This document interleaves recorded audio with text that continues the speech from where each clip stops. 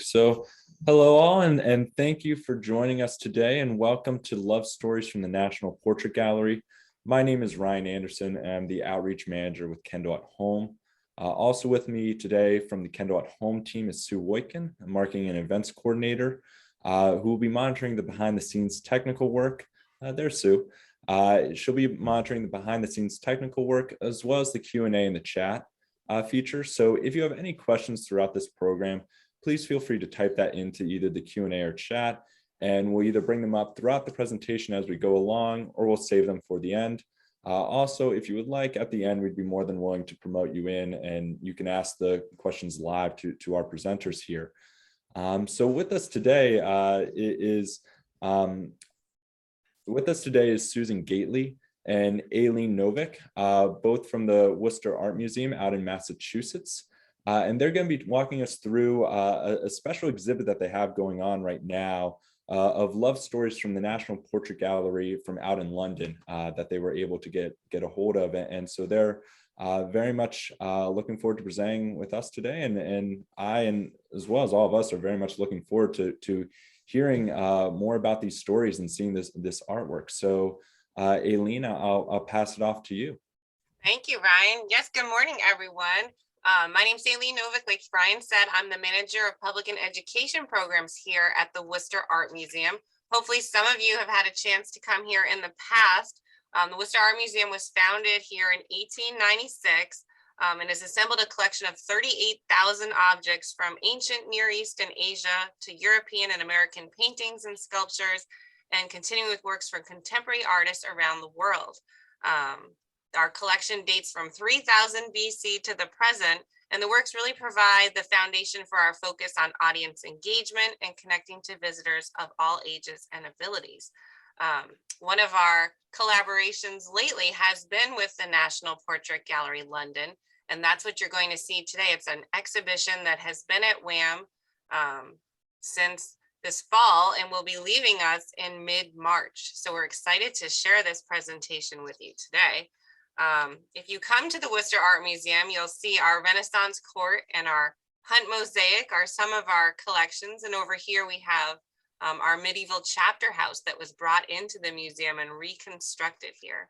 We have lively galleries full of students and people visiting. And if you want to see anything from the Worcester Art Museum online, you can always visit our website, and all of our collections are in this database. E-Museum. So you just go to the main website and go to collections, and you can see highlights of any of our collections, which is something fun to do from home as well. We do have some upcoming exhibitions. This one just opened on Saturday. This is our newest exhibition, Us, Them, We, Race, Ethnicity, Identity. And this will be up at WAM from this week through June 19th of 2022.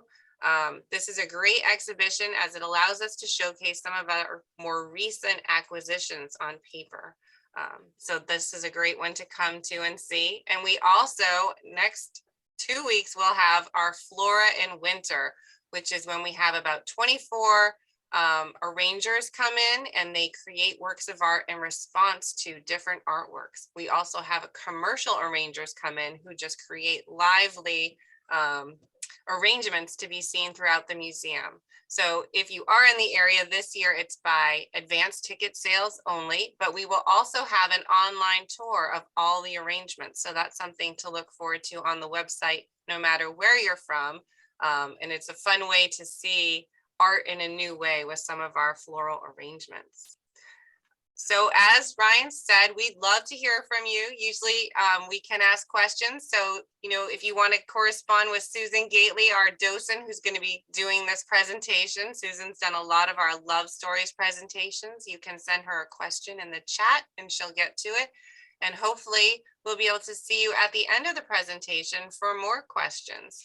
So now I'm going to turn it over to Susan for today's presentation on our exhibition, Love Stories from the National Portrait Gallery, London. Thank you, Aileen, and welcome to Worcester, Massachusetts, the heart of the Commonwealth and the heart of New England as well. It's a really fitting place then for the Love Stories exhibition. And if you were our guest today, this is where we would start. This wall has these very large hearts. And as we look closely, if you would like to enlarge it on your own screen, you'll see these are love notes. And they are left by our patrons and guests and by some of the people from the museum leaving love notes. You can also take a love note. If there's one there that suits you, you're welcome to take it. And on either side of the entrance, there are small papers shaped like hearts with pencils for people to add to these love notes. It's just a nice way to start the visit with the National Portrait Museum from London. They collect as well as commission portraits of or by those who have contributed to the fabric of the British society all across centuries. So the love stories is the theme of these particular portraits. And among this selection of portraits, they're celebrating a broad spectrum of relationships across several centuries and in several mediums. And you're invited to join me as we look carefully and consider who these people are and who or what inspired their stories. So we'll start. Aileen, whenever you're ready.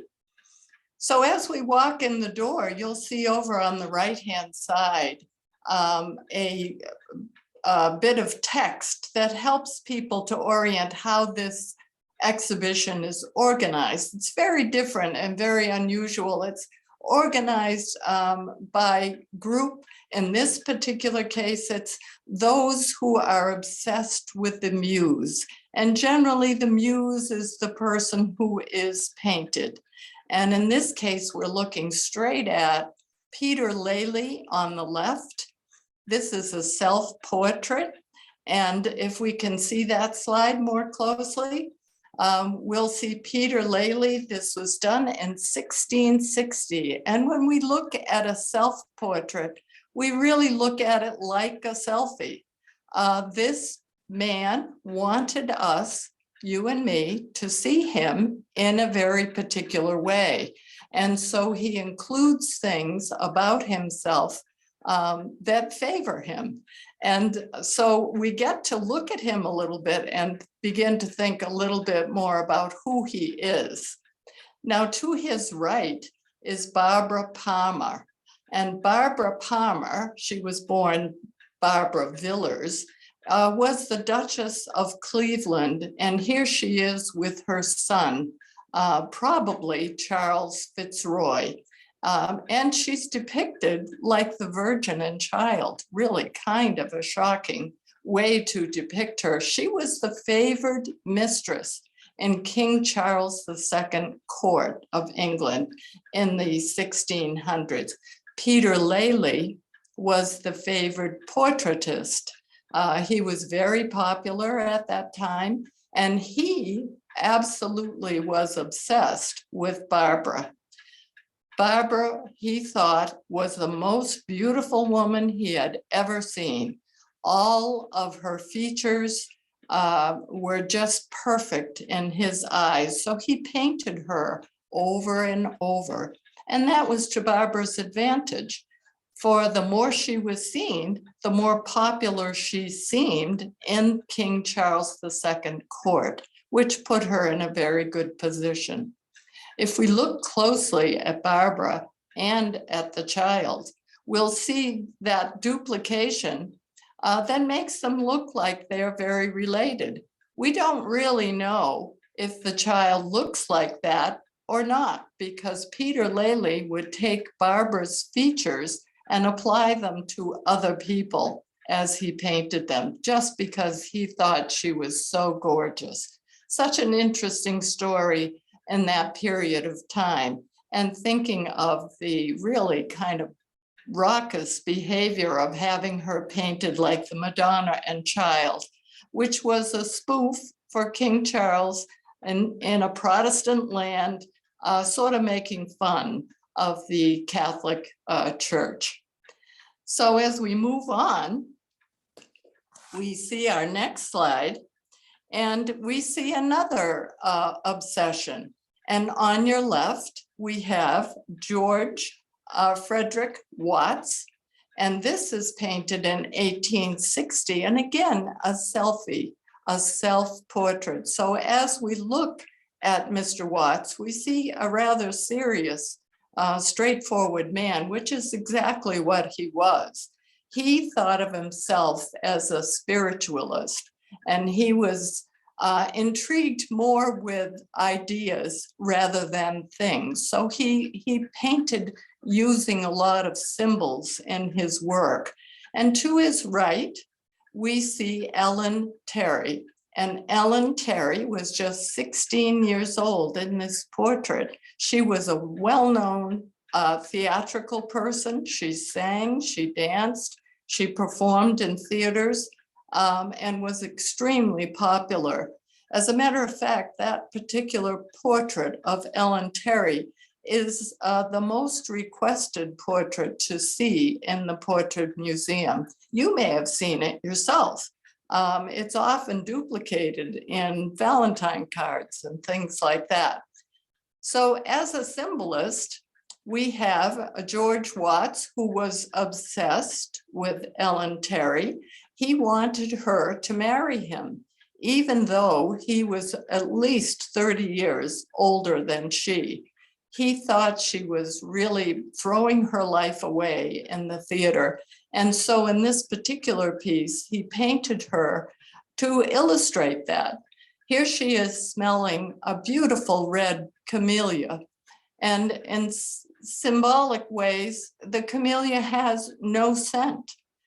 So his way of looking at this was, here she is enthralled with this beautiful thing, and yet it's hollow. It has nothing to offer her. So he's illustrating to her that her life may be that in the theater. Instead, he's hoping that she'll choose the faithfulness that he would provide. And we see that symbolized in the violets in her hand. So another interesting look at the artist being absolutely obsessed with the muse.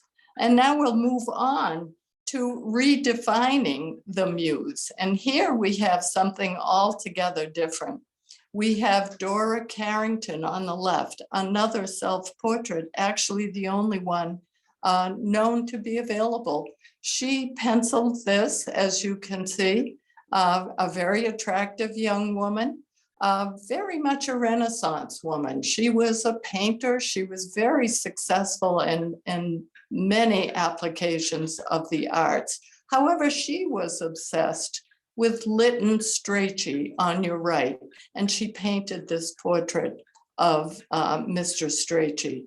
Mr. Strachey was a really interesting character, had a wide variety of friends when he was at university in England, and together they decided they would form a group of interesting people by admitting certain people with certain qualities. They needed to be very talented and very outspoken in their fields. And the group consisted of people like writers and philosophers and painters, even gardeners, and people who just were interesting company. In all of this, Dora was obsessed with Lytton. Even though he was a gay man, she centered her entire life around him and was incredibly inspired by him and all of the things that he did. Mr. Strachey formed this group, as I said, it's called the Bloomsbury Group, and you may have heard of them. They really inspired each other and led a very unusual life. This is the early 1900s. They would live together on occasion. They would change partners on occasion. And they spent a lot of time together inspiring each other. And if we can move on to the next one. Here we have Duncan Grant. Duncan Grant was among the Bloomsbury Group as well. another self-portrait. It gives us a great chance to begin to look at him and see exactly what these people look like. And again, thinking of them like selfies. How did this man want you to see him? And so we see someone who's quite handsome, quite serious, the dark background, very interesting portrait of Mr. Grant. And if we can move on. And we see Vanessa Bell. Vanessa Bell was Virginia Woolf's sister, and she and Virginia both were part of the Bloomsbury Group.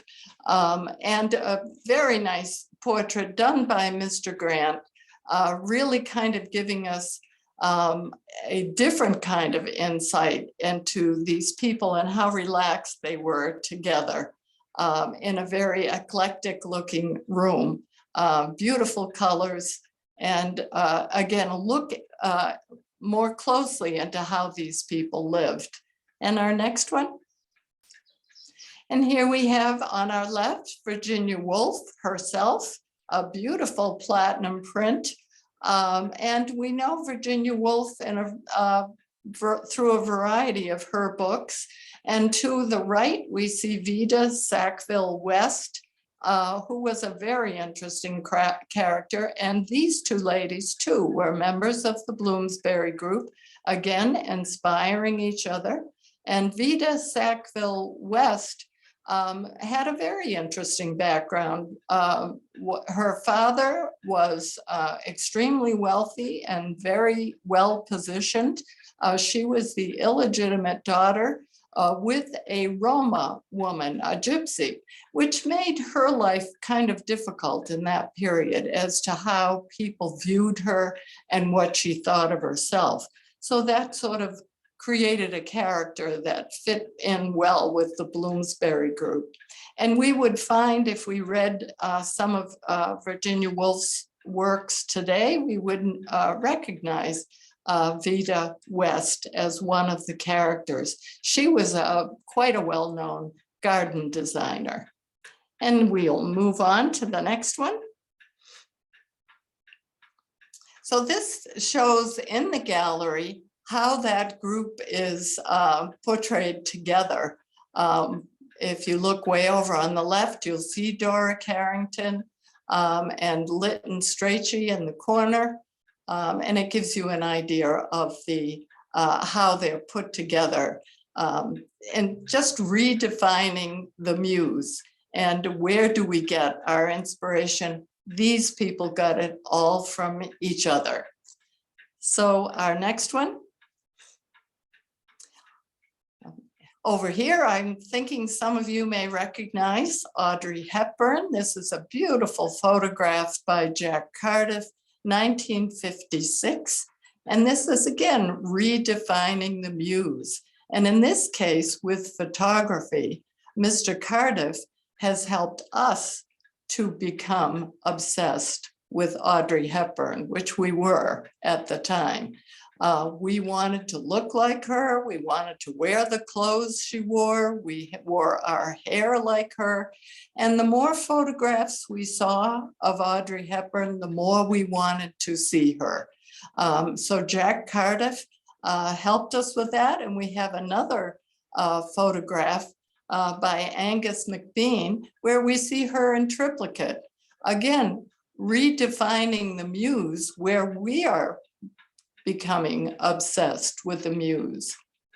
These portraits are done by Angus MacBean, and to our right, we have a completely different portrait that helps redefine the muse. And this is a portrait of Berto Pasuca. Berto Pasuca was the first Black ballet dancer in Europe. And through Angus MacBean's photographs, we are enabled to see a man we wouldn't ordinarily see. If we were sitting in an audience watching ballet, we would never have a close-up like this of Berto Pasuca. But here he's showing us this man in a very beautiful way, the black and white photo with the shadows and the complementary sculpture next to him, just really showing off the beauty of this man. And if we could move on. Here we are looking at a different section altogether. We have the yearning lover and love and creativity. The text again helping us to organize how these people influenced each other and how that creativity was inspired. This on the left there, we see John Keats, one of the Romantic poets, and we see the literary lovers, which we see on the side, the text on the right-hand side, which again helps us to understand better how these are organized and grouped together.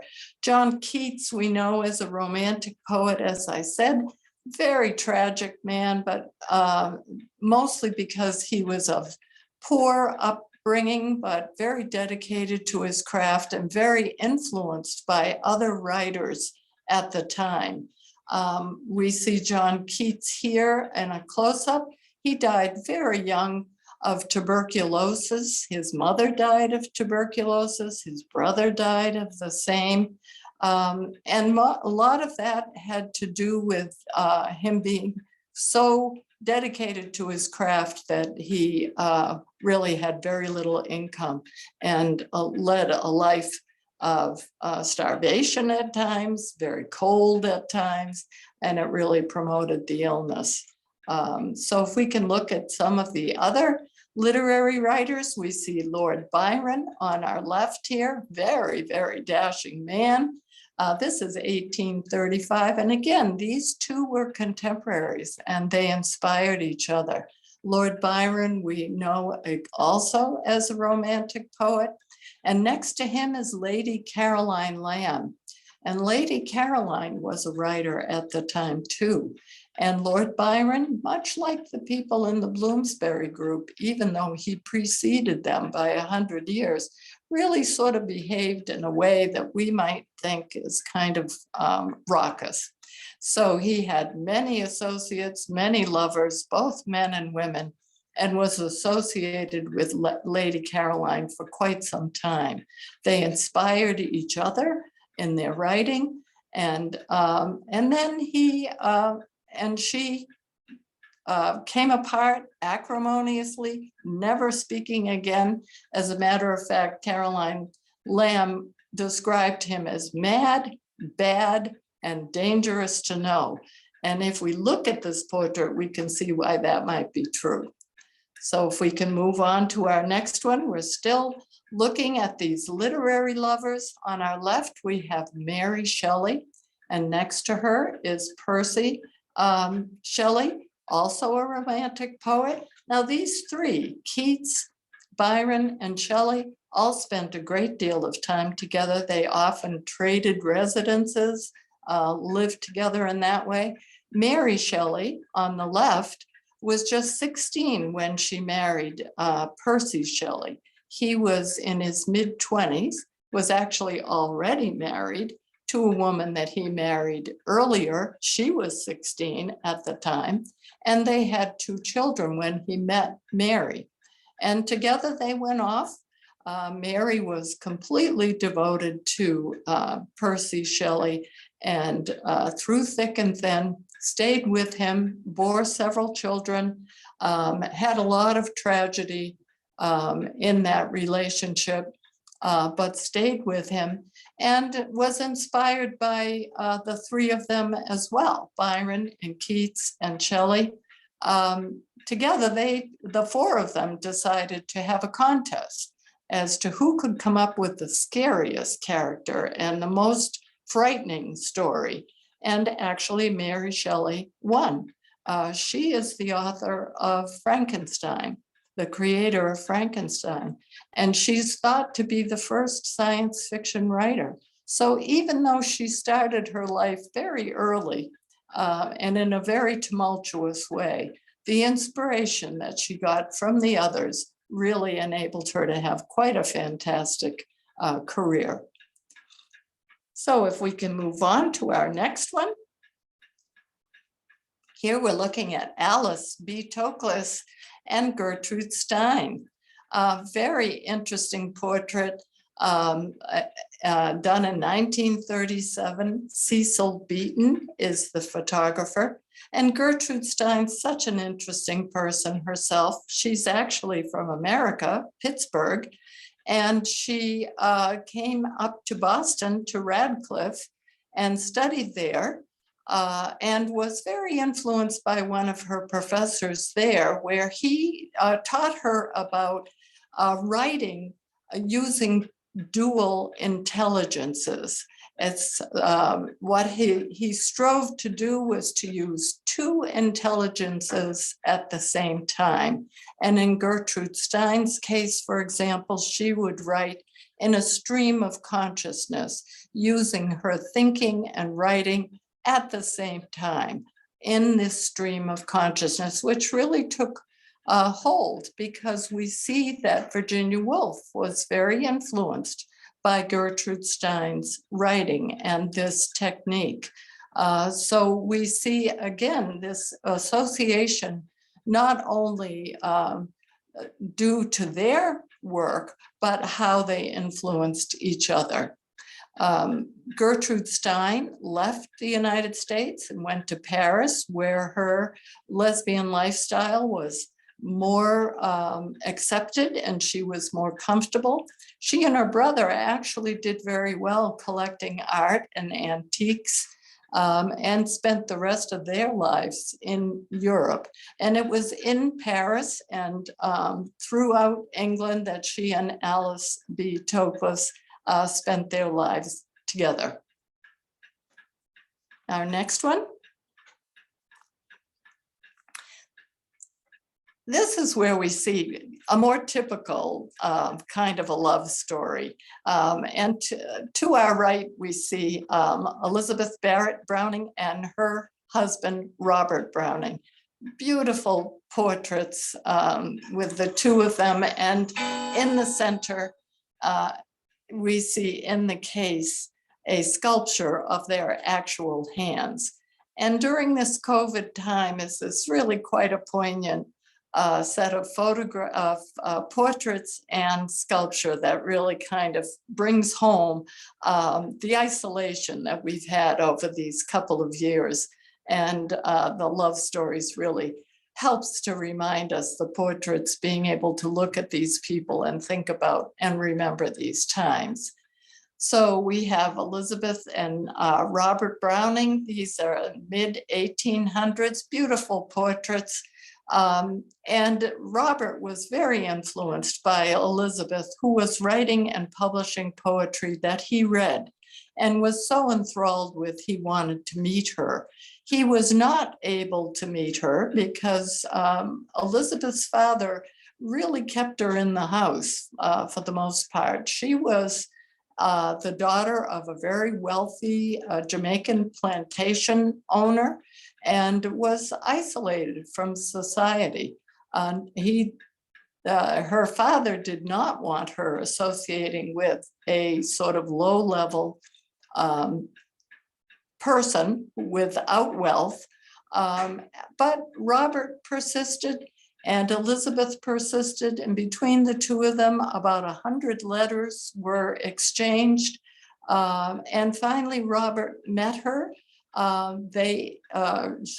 Elizabeth ran away, they eloped, and they spent 15 years together, having a child together, and just throughout their lives really were inspired by each other. The beautiful poetry that we think of as love poems are, a lot of them are from the letters that Elizabeth wrote to Robert, and he encouraged her to publish them, even though she really wanted to keep them private. But beautiful poems that we recite ourselves today. And here is a close-up of the sculpture.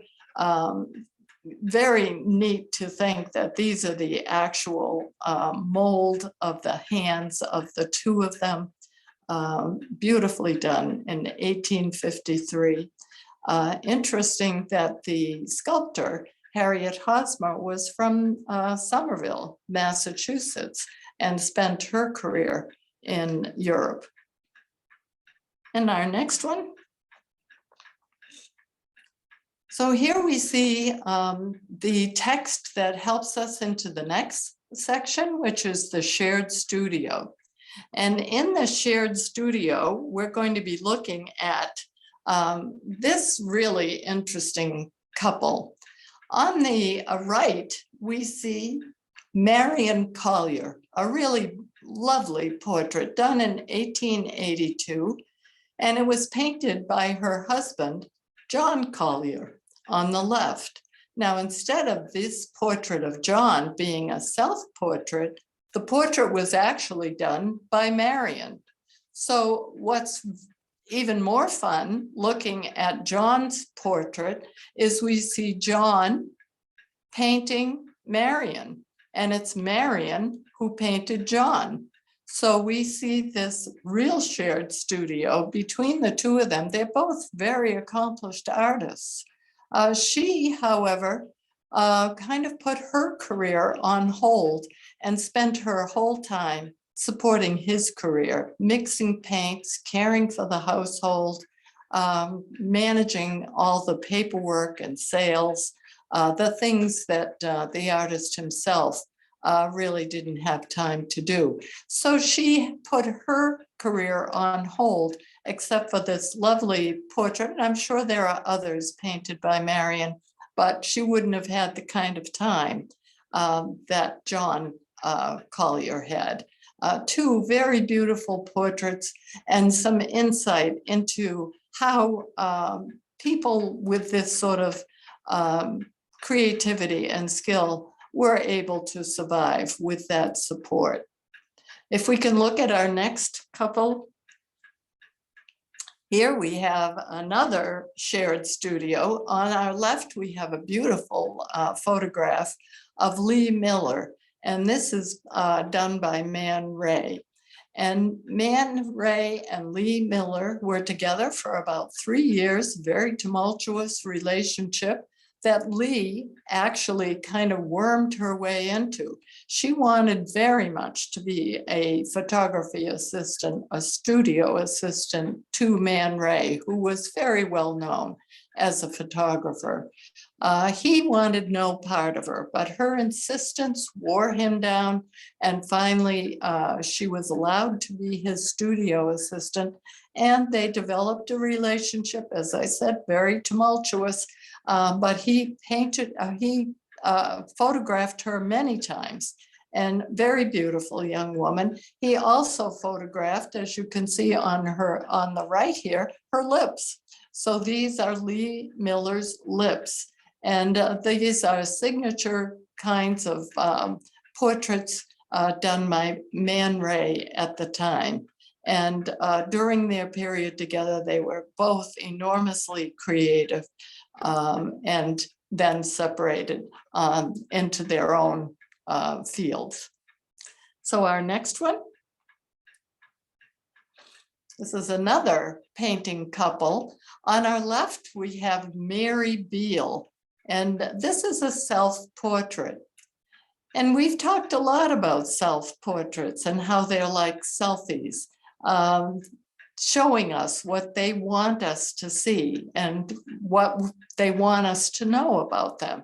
And if we note the date here, we see these were done in the 1600s, 200 years before the Colliers that we saw earlier. So on the left, Mary Beale is telling us a little bit about herself, that she's a painter.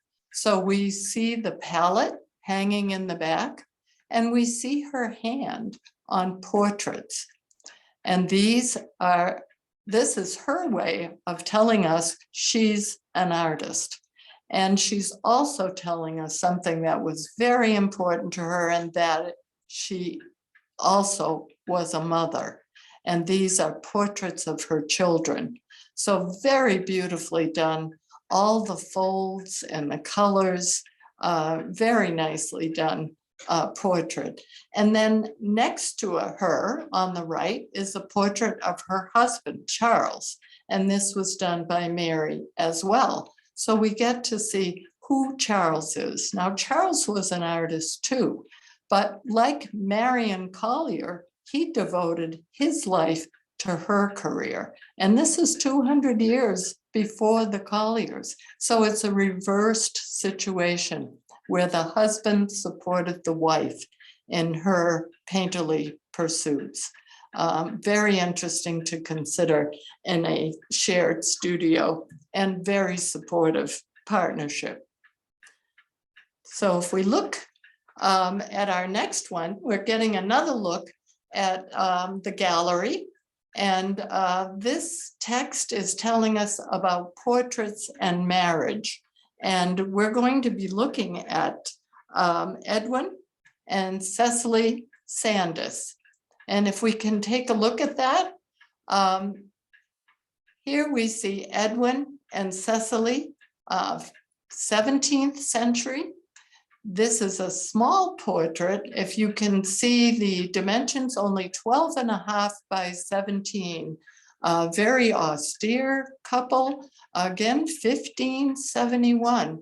What's so interesting about this partnership is Edwin was an archbishop in the church in York, England, and they were banned from being married. Clergy could not marry at the time, but these two were reformists and they lived their life as their beliefs led them.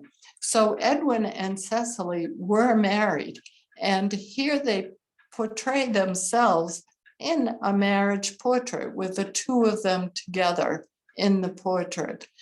So they really fought to have the church change the rules and enable the clergy to marry. And so here we have the two of them showing themselves together. Now, obviously, this would have been in the privacy of their home, but it still was very bold of them to come forward this way. But they were also bold in bearing 7 children, 7 sons, actually, and 2 daughters. So they really were anxious to change the rules.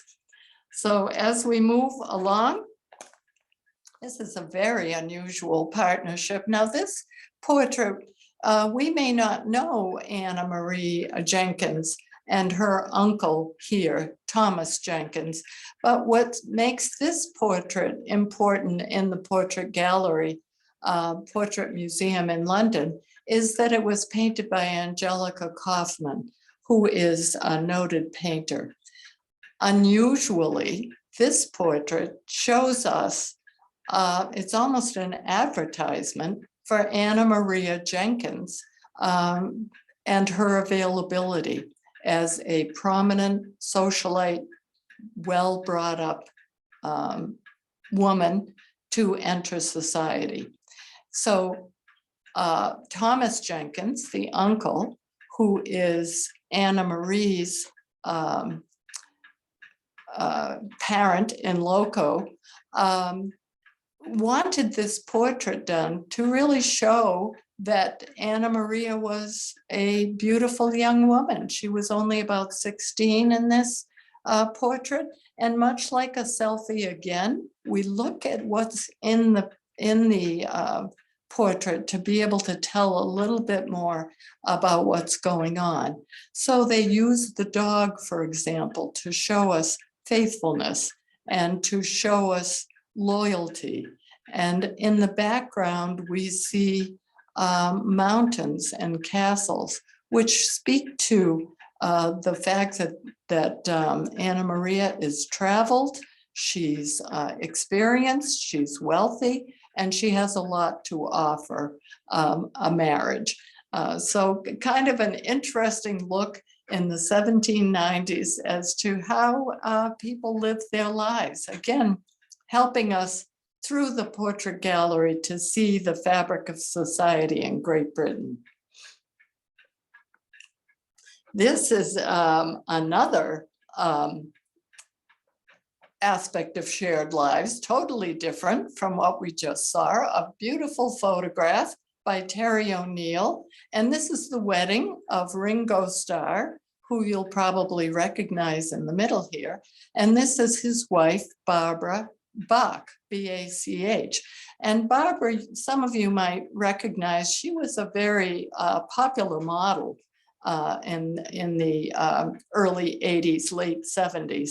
She was on most magazines. She's American, but spent most of her life in England and Europe, and married Ringo Starr. And their shared life is not only their marriage, but they shared also an addiction. And then they shared a recovery. And then they shared the building of a foundation to help other people who were struggling through addiction and recovery. And that shared life really has kept them together as a married couple. Another way of looking at shared lives. This is another one that is in the portrait gallery because of the painter, but also the story. The story is interesting as well. This is painted by Sir Joshua Reynolds. And here we see David Garrick and his wife, Eva Maria Garrick. Now, these two were very active in the theater.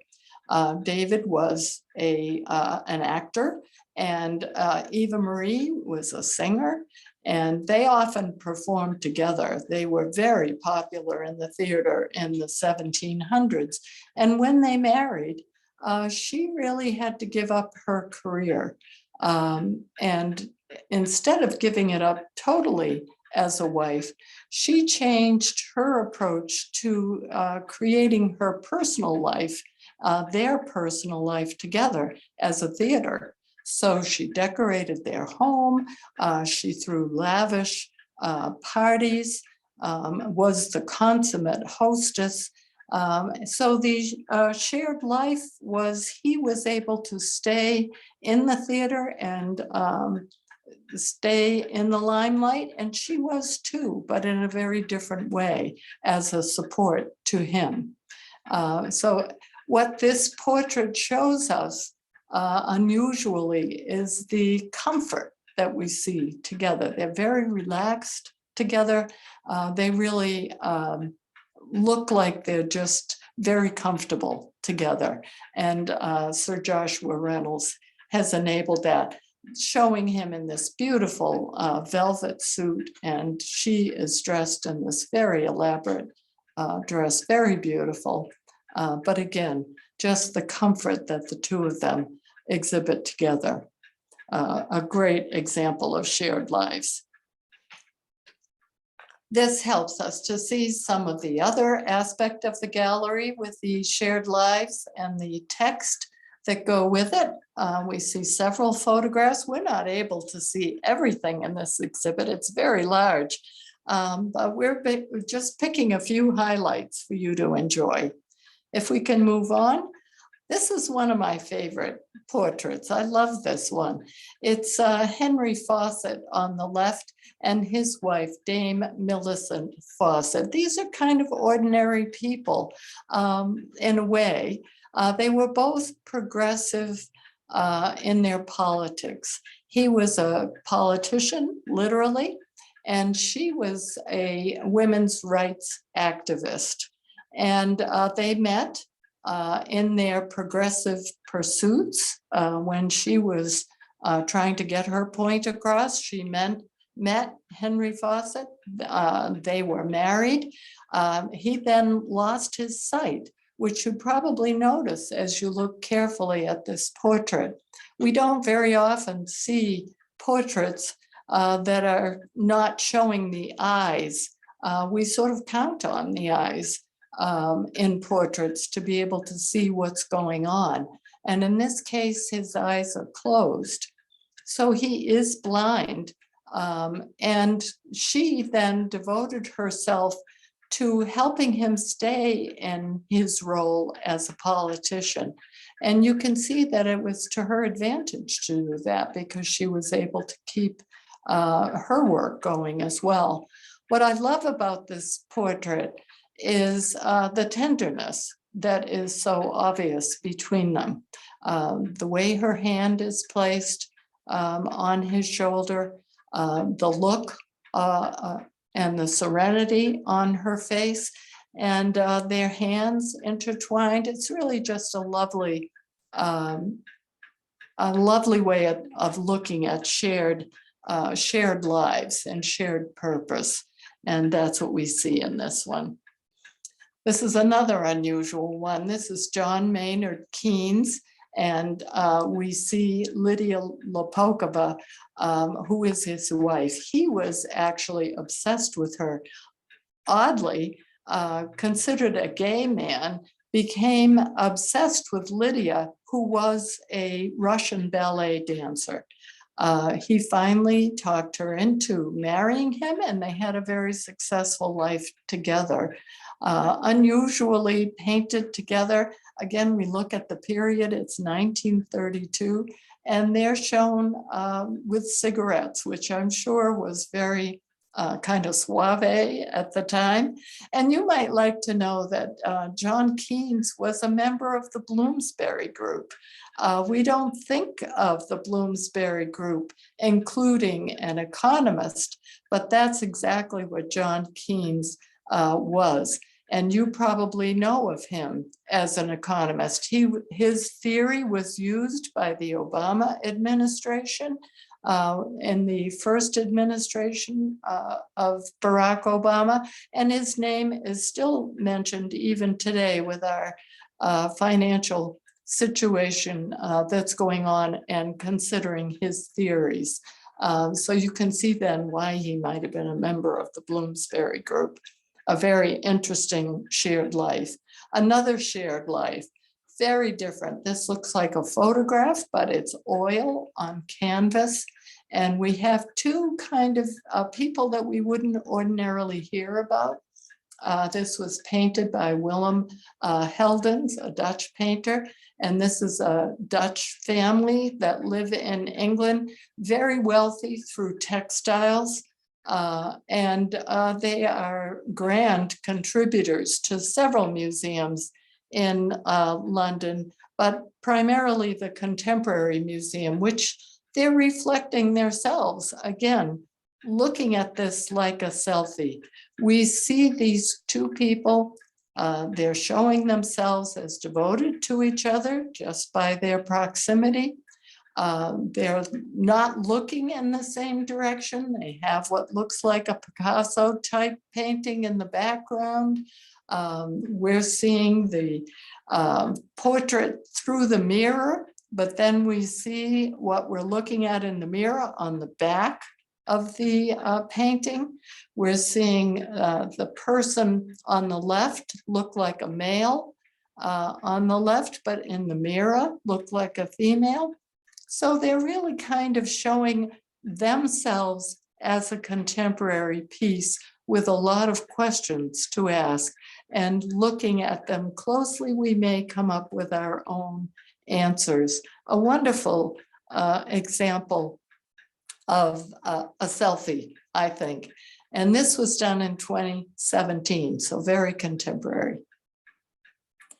So we're going to move into what so many of us like, scandal and tragedy and the trials of love. And here we have William Godwin. We're back at the beginning of the 1800s. William Godwin was a well-known philosopher at the time. And at that time, they used to just give lots of talks and lots of people would attend them and kind of listen to the thoughts of the day. And if we can see the next one. This is his wife, Mary Wallstonecraft.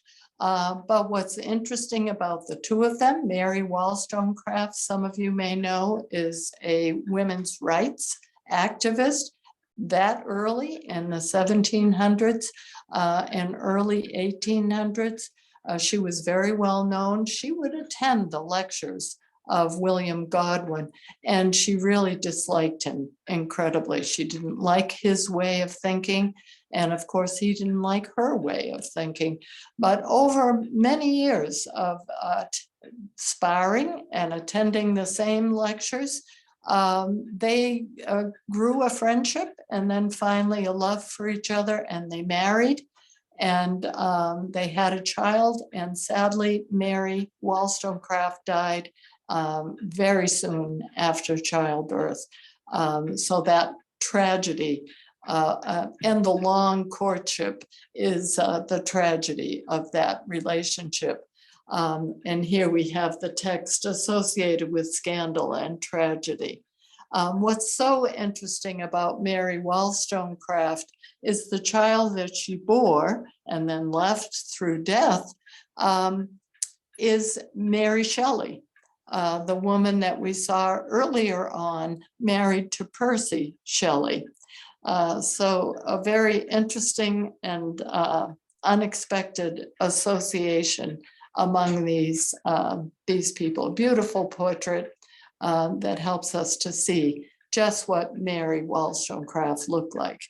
And as we go on to Trials and Love, we have this beautiful portrait of Emma Hamilton, painted by George Romney, and pretty much the same period, a little bit earlier. Very beautiful young woman, looking quite dramatic with her headpiece, and just very beautiful. And if we can look at the next one.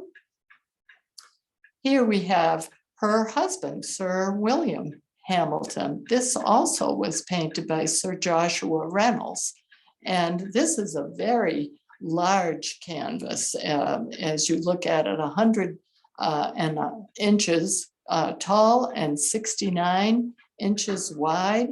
So if we look at this again as a selfie, we know that Sir William Hamilton wanted us to know that at the very least, he had a home large enough to house this very large portrait. And it shows in the background Mount Vesuvius, and indicates that he traveled to Italy, that he was a learned man. All of the things around him help us to know that.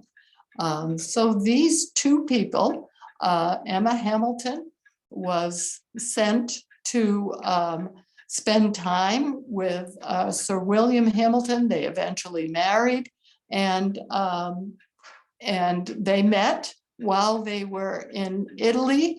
I'm not sure if that portrait is here. Lord Nelson. This is Horatio Nelson, Admiral Nelson, very handsome man, very beautifully portrayed here. So Emma and Lord Hamilton met Horatio Nelson while they were in Italy, and Admiral Nelson and Emma Hamilton formed a relationship, and Lord Hamilton didn't want to give her up, so all three of them moved back to England together. So another really tragic kind of a love story. The trials of love are really exhibited here as well. So if we can move on. This is George Romney, a self-portrait this shows us who the portraitist was for Emma Hamilton. Here we have Oscar Wilde and his love, Lord Alfred Douglas, and looking very dapper together. Their relationship was totally outlawed in the late 1800s, but they flaunted it, as you can see in this portrait. Oscar Wilde actually was found guilty and sentenced to 2 years of hard labor for this kind of a relationship. Very much a tragedy for the two of them and for anybody who lived at that time in a gay relationship. It definitely was forbidden love So we'll move on to our next one. And this is Sir Ken Elm Digby. Again, well known to us because of the painter, Sir Anthony Van Dyck. Again, a selfie in a way, even though this is not a self-portrait. Sir Digby did want you to see him in this way. So as we see, he was a knight wearing armor, and he was a diplomat at the time, and he was of a very wealthy family. He was engaged to marry a woman, Lady Venetia, very young woman, but also considered to be one of the most beautiful women at the time. He really wanted to marry her. His mother did not want to allow it because Venetia was of a lower status. And Sir Digby, in his service as diplomat, was sent to a dangerous place, and he decided that he would fake his death, which he did, and sent a note to Venetia saying that you'll hear that I died. I did not die. I will be back with you. And his mother, Sir Digby's mother, said she did not want her Venetia to know this. So she kept the letter from Venetia, and Venetia did not know he was alive. She thought he was dead. Now, at that time, mid 1600s, a betrothed woman really had few choices when her husband was missing, her betrothed, was missing. So sadly, as a young woman, she behaved badly, perhaps. At least her reputation kind of indicated that she behaved badly. So when he finally came back, he was faced with Venetia's kind of sullied reputation, but still desperately wanted to marry her, and he did. If we can take a look at Venetia, it would be really neat to see how Sir Digby instructed Sir Anthony Van Dyck to paint Venetia. And in this case, we see her with kind of idealized as an allegory of the period. Very beautiful woman, but she has tragedy at her feet. She has her foot on Cupid, and you see additional Cupids up above her, putting the wreath of laurel on her head, really depicting her not as a sullied person at all, because Sir Digby was just totally brokenhearted as she died very early after their marriage. So very interesting story between the two of them. We have a couple more of love against the odds, and we'll see what the gallery looks like. And over on our left, if we can skip right to Charles Shannon and his partner, Charles Ricketts. These two were together from a very young age, 16 years old. They met and they spent the rest of their lives together. But again, at a time when it was totally outlawed for a gay relationship. So here we have two portraits, both done by Charles Shannon, Charles on the left, the other Charles on the right, depicted here, not together in a portrait, but together in the fact that they are the same shape portrait, very similarly done. They're not looking at each other, really kind of depicting what their life was like in society. But together they were very successful. They were book illustrators and artists, as you can see, and very successful at what they were doing, very well respected in their field as well, but drawing no attention whatsoever to their relationship. So this was definitely love against the odds. We have another couple just 50 years later. And here we have Peter Pears and Benjamin Britten. This was a musical duo. You may know Benjamin Britten as having written operas. And together they performed again, met at a very young age and spent their whole lives together. And here they have a portrait of themselves together, but in a very kind of reserved way. They're not quite looking in the same direction. They're not quite touching. So it's a reserved situation, still challenging for them, but a little bit more permissible just that 50 years later. Now we're wrapping up some of our talk here today with photographs because, excuse me, photography really changed things for us. It's all about love and the lens, and that little moment that is captured in that brief second of taking a photograph. And here we have Samuel Coleridge Taylor, this photograph done by E.O. Hope, vintage silver at the very beginning of the 19th century, very handsome portrait that gives us a great insight to this well-known person.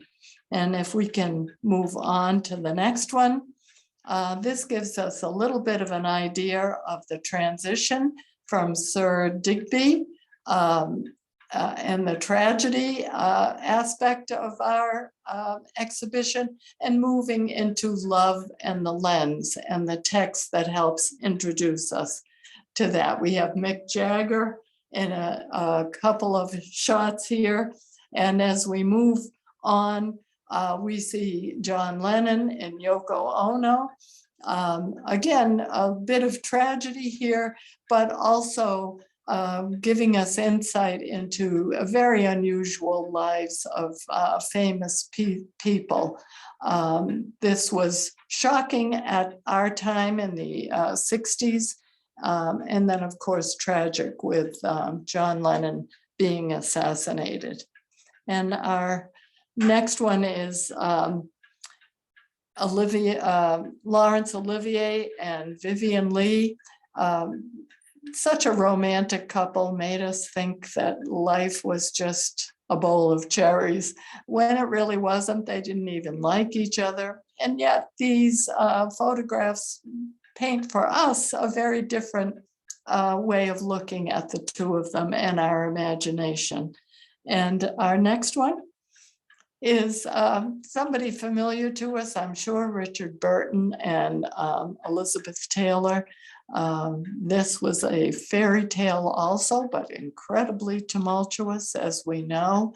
But these photographs give us that moment in time when it really was a fairy tale between the two of them. And we see that same thing with Prince Charles and and Diana. Here, an incredible fairy tale story. And as we look at this, we look at who orchestrated this photograph. Would this have come from that fairy tale look, or was it really all about the dress? And of course, it was about the dress for those of us who watched this marriage in real time. But here we have this smiling photograph, and we know how tragic that relationship actually was.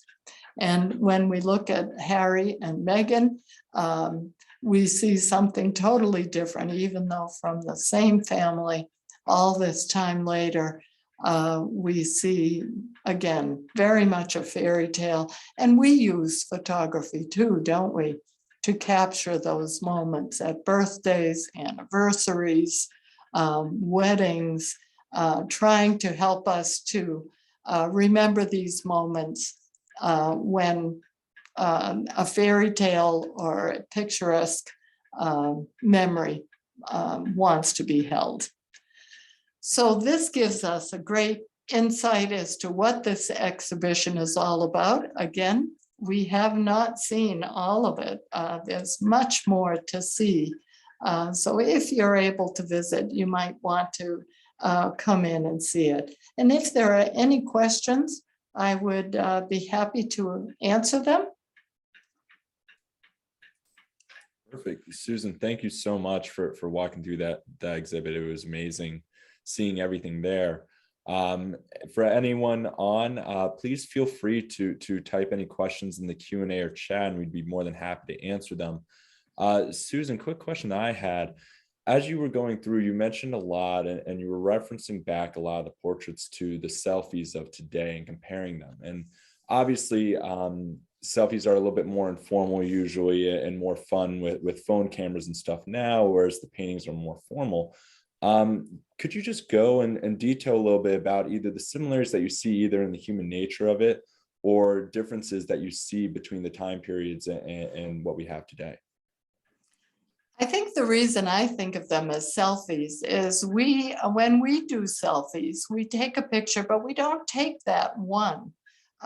We take many, and then we choose which one of them is showing us the way we want someone else to see us. Are we wanting to show them where we are or what we're wearing or whether we're happy or sad or ridiculous in some way, or even what are we eating? And then once we decide in what way we want our audience to see us, then we might send it out or post it. And that's exactly what these people are doing with the technology they had, which was really portraiture. And they would spend a great deal of time thinking about how do I want to be portrayed? Who am I? And how do I want the viewer to know me and to know about me in that moment of time? So you're seeing the same thing happening, but on a much longer timeline. Absolutely to it. Yeah, I mean, it's very interesting seeing things in the way that progresses. And as you said, it's you edit it, you look at it, but obviously speaking, turning a picture around and taking 30 selfies in a row versus having to sit down and paint out the long portrait, different process going on there where you can really pick and choose and stuff like that. No do-overs necessarily with the portraits as much. And last question that I have, and people are coming in talking and saying thank you so much for walking through the gallery with us and showing the wealth of portraits. I'm not sure how many you actually showed. I lost count after a while, but just amazing going through all of them. What really sticks out to you the most as you walk through the gallery? What really sticks out to you, either thematically or artistically about these portraits? What really sticks out to you there? Well, I think what I enjoyed the most about all of it was the relationships among the sitters, the people who are sitting for their portrait, the people who are painting them, and the people who paid to have these painted, and to really kind of get a sense of what society was like at that time, and again the influences on creativity among and between them. I found that to be really amazing. And the more you look at these people, I mean, we don't ordinarily know some of these people, but once you look them up and you begin to, with our wonderful internet, and looking at who they were and how they spent their lives, just like Mary Shelley, for example. I would have thought of Mary Shelley as being married to Percy Shelley, and that could have been the end of it. But then looking further into her life and seeing who her mother and father were and how their relationship grew and developed, it just really changes everything that you know about creativity and inspiration. and how these people were related in some way or another. I didn't think of that way. It's kind of cool because you get to see the relationships that the people have with one another, not just with the other people within the portrait, but also everyone else around them. You can kind of really get a sense of who they were as a person. That's an interesting perspective on it. Well, Susan, thank you so much for walking through this. I'm not seeing any questions in the Q&A or chat, but if anyone has any further questions later on, please feel free to contact us, and we'd be more than happy to pass along that information there. Just a little bit of housekeeping coming up here. So we do have future events coming up with Kendal at Home this Thursday, February 24th at 11 a.m. We have our first in a 3-part series on estate planning with Tiffany O'Connell. She's an estate planning attorney out in Massachusetts. That'll be 11 a.m.